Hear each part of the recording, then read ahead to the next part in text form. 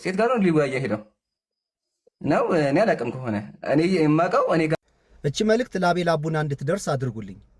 አቤል ጎበዝ ልጅ ነበር፣ ካንተ በምክንያታዊነት ታምን ነበረ። ምን ነው ዛሬ ስሜታዊ ሆንክ? ማታ ማንኛው እንዳልፈለገ ማንኛው እንደፈለገ ሳታቅ ጄጅ አደረክ። አንደኛ ልጅቱ ቤት ለማወያየት ብቃት ያላት ልጅ አይደለችም።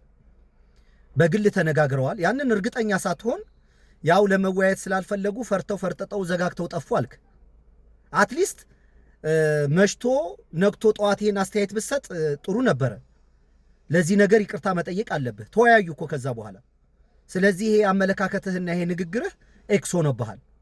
ግን በውይይቱ ባህል ላይ አንተ ምክንያታዊ ሰው ነህ። እንደው ብዙ ነገር እንደኔ የሚያስመሳስልህ ነገር አለ ብዬ ከዚህ በፊትም ቪዲዮ ሰርቼ ነበር። አሁን የምቀይረው ነገር የለኝም አለ። ቁርጠኝነትህን ምክንያታዊነትህን ወድ ነበረ። ከመቼ ወዲያ ነው አሁን አንተ ደግሞ ወገንተኛ ሆነ ሐሰትን መደገፍ የጀመርከው? ሐሰተኛ ነብይ እየተቃወምክ ሐሰተኛ አስተማሪ እንዴት ትቀበላለህ? አንተ ፕሮቴስታንት ነህ። የፕሮቴስታንትን ህይወት ከኤፎይ በተሻለ እኔ እናንተ እናውቃለን። በመበደል እንደሚያምኑ በይቅርታ እንደሚያምኑ ከሰዎች ጋር መወያየት በትህትና እንደሚያምኑ የፕሮቴስታንትን ካልቸር ታውቃለህ። አውቃለሁ። እፎይን ወንድማችን ብለህ ጤነኛ መልእክትና ጤነኛ ትምህርት እንደሚያስተምር አድርገህ ለማስቆጠር እንዴት ጥረት ታደርጋለህ? ይሄ በተቃራኒ መንገድ አንተም ከፕሮቴስታንት ባህልና ወግ ስርዓት እየወጣህ እስላም ጠሉንሃል ማለት ነው እንጂ ውይይቱ ሳይጀመር ማን ሄደ ማን አቋረጠ እዛም እንደ ህፃን ልጅ ሁለቱም በግራና በቀኝ እኔ ቤት ይምጣ እያለ ሲደረግ የነበረው ፉክክር ሁላችንም እንጠለዋለን። ምን ጸየፈውም ነገር ነው።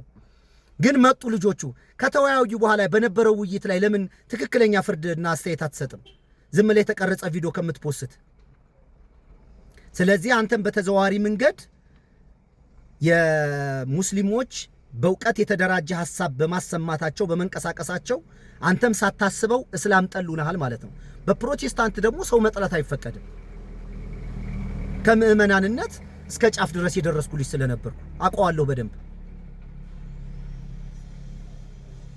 እዛም በነበርኩበት ሰዓት እምለው ስለማይገባችሁ ነው። በሐሳብ ችግር እንደሌለብኝ ታውቃለህ። አንዴ ስትብሎክ ስታረገኝ፣ አንዴ ስትከፍተኝ፣ በአካልም አግኝቻችሁ ለማውራት እንተውሱን ወደዛ ነገር አልግባ። ግን አሁንም አንተ እስላም ጠል እየሆንክ ነው ማለት ነው እንጂ እፎይ በምን አይነት ምክንያት ነው የምትወደው የምታከብረው? ጀግና ነው እንደዚህ ነው እያልክ አፕሪሼት የምታደርገው? አታፍርም እንዴ ትንሽ? ስለዚህ ተገቢ አይደለም ይሄ።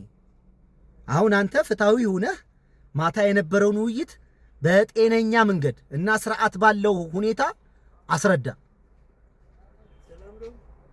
ሐሰተኛ ነብይ ስትቃወም እየዋልክ፣ ጠንቋይ እያልክ እየዋልክ፣ ዘፋይ ዘማሪ ስትል እየዋልክ እፎይ ከነሱ የበሰበሰና የበሸቀጠ አስተሳሰብና አመለካከት እያወራ አገርና ሕዝብ ሲበጠብጥ የሚውል አንድ ዱርዬ ልጅ አመስግነህ እንደ ጀግና አድርገህ ቆጥረህ ሌሎችን የምትጸየፍበት ምክንያት ምንድነው? መልስ መልስልኝ። እኔ ስለፎይ እየተሳደብክ ነው የምትለው አንተ ነህ። እኔ ስድብ አልሳደብም፣ ባህሪውን ነው የምገልጸው። ባህሪው እንዴት? አንተ ኢትዮጵያ ውስጥ ባህላዊ ነገሮች ግሳጼ አታውቅም እንዴ? ለምሳሌ ሰው ባለጌ ነው ሲባል ብልግና ነገር ስለሰራ ነው።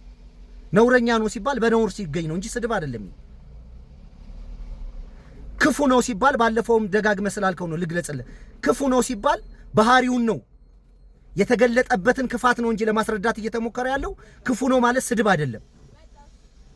ከየት አምጥተህ ነው ስድብ ነው የምታረገው? ስለዚህ ባህሪውን የገለጥኩት እኔ ይሄ ልጅ ክፉ ነው ሲባል የተገለጠበትን ባህሪ ለማስረዳት እንጂ ልጁን በቀጥታ አታክ ለማድረግ አይደለምና አስፍተህ ለመገንዘብና ለመረዳት ጥረት አድርግ እና ለዚህ ትናንትና ለንበረበረው ውይይት ሐሳብ ስጥ። የሁሱን ትዕግስትና ትህትና አድንቅ። አለበለዚያ አንተም እስላም ጠል ሆነህ እስላምን የሚሳደብ ግሩፕ ሳታስበው እየተቀላቀልክ ነው። ራስህን ፈትሽ። በብዛት ስትገስጽ ስትመክር ስትናገር ስለምትውል አንተን የሚቆጣህ የሚገስጽ ሰው የለም። ስለዚህ ጊዜ ወሰድና ወደ ልብህ ተመለስ። ወደ ፕሮቴስታንት አስተሳሰብ፣ ወደ ፕሮቴስታንት እምነት፣ ወደ ፕሮቴስታንት አመለካከት ግባ። ፕሮቴስታንት በምንም ታሪክ በስድድብ አያምንም። በይቅርታ በፍቅር በትህትና ከሰዎች ጋር በመዋልና በማደር ነው የሚያምነው እና የፕሮቴስታንትንም ገጽታ አታበላሽ። ሰላም አለይኩም ወራህመቱላሂ ወበረካቱ።